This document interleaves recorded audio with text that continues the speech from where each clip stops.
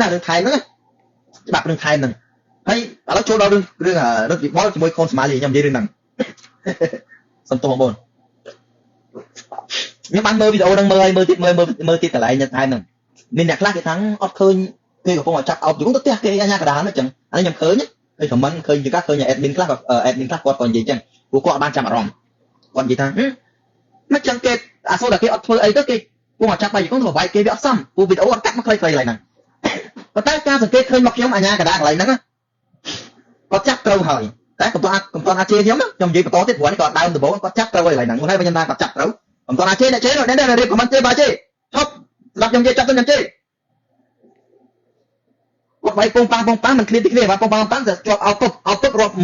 2 3អ្នកទាំងពីរអត់ទាន់កម្រើកទេឃើញទៅកន្លែងហ្នឹងខ្ញុំថាគាត់ចាប់ត្រឹមត្រូវចាប់បាយត្រឹមត្រូវកន្លែងហ្នឹងមកពេលញ៉ាំកណ្ដាលចាប់បាយទឹកគាត់ចាប់ដើមបាយពុបបាយថាស្របពេលគាត់មកចាប់ណាអ្នកគាត់សម្រាប់ចិត្តតែមកចាប់ណាកីឡាកររត់វិបល់ក៏ចាប់ដើមឡើងទីកងដែរវាស្របពេលតំណាងគ្នាព្រោះធម្មតាការប្រកួតតែកណ្ដាលយើងឈោត្រឹមគាត់មានសកម្មភាពអីតែ2 3វិនាទីគេចាប់បាយទេអញ្ចឹងគាត់មកចាប់បាយវាជាការត្រឹមត្រូវរបស់អាញាកណ្ដាលចឹងធ្វើចឹងត្រឹមត្រូវប៉ុន្តែអាញាកណ្ដាលគាត់ធ្វើចឹងណាអាញាកណ្ដាលគាត់ធ្វើចឹងបើជាទូទៅគាត់ធ្វើតែប៉ុណ្្នឹងគេបាយទេហើយកីឡាករពេលធ្វើតែប៉ុណ្្នឹងគេបាយទេភាគច្រើន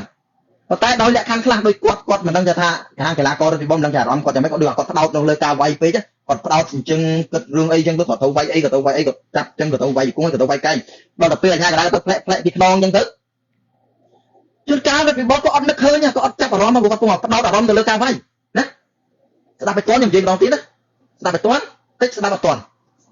់អាញាកណ្ដាលក៏មកចាប់ហ្នឹងគឺត្រឹមត្រូវហើយកន្លែងហ្នឹងពួក1 2 3ក៏អត់កម្រើកទេដល់អាញាកណ្ដាលមកពឹកចាប់ភ្លាមគាត់កម្រើកនៅពេលហ្នឹងគឺស្របពេលជាមួយនេះគឺកម្រើកបាយជង្គង់តែម្ដងកន្លែងហ្នឹងបងថាគេកំពុងបាយមកចាប់គេហ្នឹងដោយសារវាស្របគ្នាដែរពួកអាញាកណ្ដាលឃើញថា3វិនាទីអត់ទាន់បាយគាត់មកបាយអាហ្នឹងខ្ញុំឃើញទូទៅគេឃើញអញ្ចឹងណាតែថា3វិនាទីយើងនៅស្ងៀមយើងអត់កម្រើកអត់ទេគេមកបាយហើយគាត់ថាកន្លែងហ្នឹងក៏បាយស្រាលវាហាក់ដូចជាស្រាលអញ្ចឹងកីឡាករយើងកំពុងតែស្យង់ណាឬគេបងកំពុងតែស្យង់ធម្មតាកីឡាករផ្សេងគេបាយហ្នឹងគេលឺគេបាយគេឈប់អស់ហើយតែតែគេគាត់ស្យង់ខ្លាំងពេករត់ពីបលហើយគាត់ស្យង់ខ្លាំងពេកគាត់គិតរំវាយក្បាច់មិនអញ្ចឹងអានេះក៏ឲ្យការគិតរបស់ខ្ញុំទេដល់អញ្ចឹងទៅគាត់មិនបានចាប់អារម្មណ៍អាញាកណ្ដាលមកផ្ទះណាពុជនៅវាយពុបមកជង្គង់ពីជង្គង់ផ្ទះពុជនៅវាយថែមទៀតបងប្អូនសាកសម័យមើលហើយតែគេផ្ទះនៅគាត់នៅតែវាយសាកសម័យមើលហើយតែគេផ្ទះខ្នងគេក៏នៅតែវាយទៀតហើយគាត់មានវាយពងប៉ាំងលោកប៉ាំងក៏វាយតាមក្បាច់ស្លៀតមកគាត់ត្រឹមត្រូវមកគាត់ណាតែជង្គង់ហើយពងមិនគាត់លុបដាក់មកកែពួកចុងក្រោយដាក់ទី3ហ្នឹងនោះដាក់មកកែពុជចំប្រាក់ខុនស្មាលីបាទទោះចំមិនចង់ក៏ស្លាប់សិនដែរខ្ញុំនិយាយនេះមិនមែនបានន័យថាគាត់ធ្វើស្លាប់ទេខ្ញុំនិយាយថាគឺចង់មិនចង់ស្លាប់ទៅគាត់ចង់កណ្ដាលមុខហ្នឹងហើយខុសលក្ខន្តិកៈទៀតណាកន្លែងហ្នឹងរត់វិបល់គាត់ខុសហើយក៏ប៉ុន្តែក្នុងលក្ខខណ្ឌដែលគាត់ខុសហ្នឹងវាយ៉ាងម៉េចដូចខ្ញុំនិយាយចឹងអារម្មណ៍គាត់ផ្ដោតលើបាយតែយើងគាត់ទៅអាញាកណ្ដាលគាត់ចាប់ស្រាលចាប់រៀងស្រាលផងហើយមិនដឹងថាគាត់ស្លៃស្តុបឬក៏អត់ជួនកាលស្លៃស្តុបអាចៅកីឡាករយើងក៏ពេលវាយវាហឹងផងមិនថាកីឡាករពេលឡើងវាយក៏ហឹងផងវិលផងអាញាកណ្ដាលដូចនេះដែរជួនកាលក៏ហឹងផងវិលផងដូចនេះដែរឡើងនៅលើសាយវាមិនស្រួលទេណាអាក៏មនុស្សមើលច្រើនមើលទៅវាខ្លះវិញនឹងបកគោក៏មានដែរអានេះមិនបន្ទោសអាញាកណ្ដាលក៏មិនបន្ទោសកីឡាករខ្ញុំកំពុងនិយាយពីហេតុផលឲ្យបងប្អូនបានស្ដាប់ណាតែអាញាកណ្ដាលក៏ចាប់ត្រូវហើយក៏ប៉ុន្តែវាខុសមិនបានថាខុសវាខុសត្រង់ថាគាត់ចាប់អត់ជាប់ចាប់ទៅគេនៅតែតដៃទៀតនៅតែបាយទៀតបាទកន្លែងហ្នឹងអាញាកណ្ដាលខ្ញុំមិនបន្ទោសអាញាកណ្ដាលយើងតាមវាអាចជាបទពិសោធន៍មួយដែរអញ្ចឹងអាញាកណ្ដាលឃើញកន្លែងហ្នឹងអាចឃើញជាបទពិសោធន៍បានណាយើងយកកន្លែងហ្នឹងមកកែជាបទពិសោធន៍មកណាបទពិសោធន៍យ៉ាងម៉េចដល់ថាយើងចាប់តិចចឹងគេអត់ស្ដាប់នៅតែផ្ទះរៀងខ្លាំងតិចទៅហើយបើផ្ទះខ្លាំងគេស្ដាប់តែហើយសពប់អោបឲ្យជាប់រត់ឲ្យជាប់ទៅរត់ឲ្យជាប់ទៅមិនដៃការពារមុខខ្លួនឯងអាញាកណ្ដាលនិយាយអាញាកណ្ដាល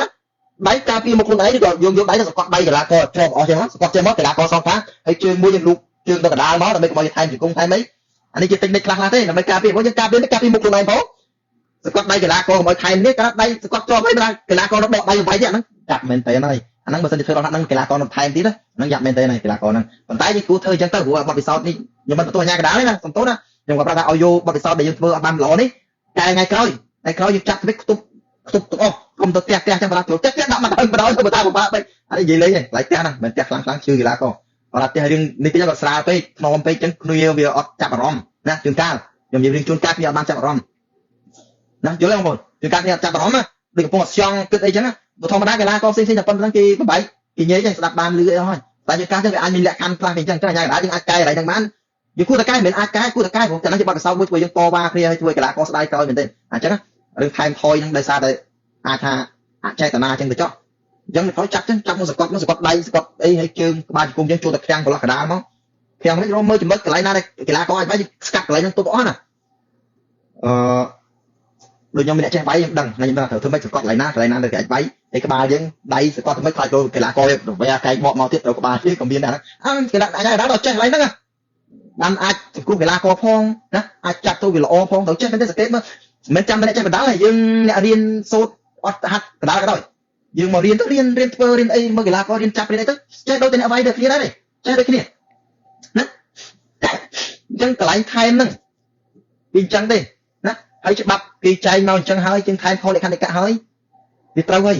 ណាគេឲ្យយើងចាញ់ហ្នឹងគឺត្រូវហើយណាបងប្អូនទៅតាមលក្ខន្តិកៈបើតែខ្ញុំនិយាយថាអាញាកដាយើងគួរតែអាចថាយើងផ្លាស់ប្ដូរយុទ្ធសាស្ត្រនៃការចាប់តិចទៅហើយកីឡាករខ្លួនឯងក៏មានការប្រុងប្រយ័ត្នតិចទៅរឿងថែមវាថែមទៅធ្វើយើងខាតច្រើនមែនទេណាយើងត្រូវឡើងទៅវគ្គកីឡាដាច់ព្រាត់ឡើងទៅវគ្គដាច់ព្រាត់ឃើញខាតទេលុយប្រហែលច្រើនណាឃើញខាតច្រើនមែនទេបើយើងបានឡើងទៅវគ្គដាច់ព្រាត់ទៅឃើញទេទោះជាបីជាយើងចាញ់គេក៏យើងបានគូសមដែរតែខាតច្រើនចឹងកុំថែមត្រូវចេះត្រង់ត្រាប់ស្ដាប់ឲ្យមែនទេវានិយាយទៅកីឡាករយើងក៏ពិបាកដែរបងវាវាខឹងដែរខ្ញុំនិយាយយើងចេះតែនិយាយទៅទេប៉ុន្តែអត់ពិតវាក៏ពិបាកដែរចឹងសំខាន់អាញាកដាហ្នឹងហើយខ្ញុំក៏និយាយទៅដាស់គឺនៅយើងប្រឹងស្ដាប់ដែរកីឡាករកែលោពេលខ្លះវាអាចចូលចឹងឃើញទេខាតច្រើនមែនទេខាតច្រើនណាស់ចឹងយើងព្យាយាមយកចិត្តទុកដាក់ពេលប្រកួតរបស់យើងទៅនឹងការថែមថយណាយ៉ាប់មែនទេកីឡាករដតីទៀតកុំថែមសុខថែមខាតហ្មងតែគេចាប់បានមើលគេអាញាកដាអត់ចាប់ដោយសារអាញាហ្នឹងស្ទើរទេអាញាកដាហ្នឹងអត់សូវចេះគាត់មិនមែនថាគាត់មិនចេះគាត់អត់សូវចេះចាប់អត់ដឹងថាច្បាប់ហ្នឹងមិនគេហៅថែមមិនគេហៅមិនថែមមិនគេហៅស្របមិនស្របគាត់អត់សូវចេះណាព្រោះអាញាកដានេះពីតាមថ្មីច្រើនតែបើអាញាកដាគេចេះហ្មងឃើញទៅចាប់ពមៀនអស់ពីបន្ទុកបាត់អស់ពីបន្ទុកចោលមិនមានទៀតអស់ហ្មង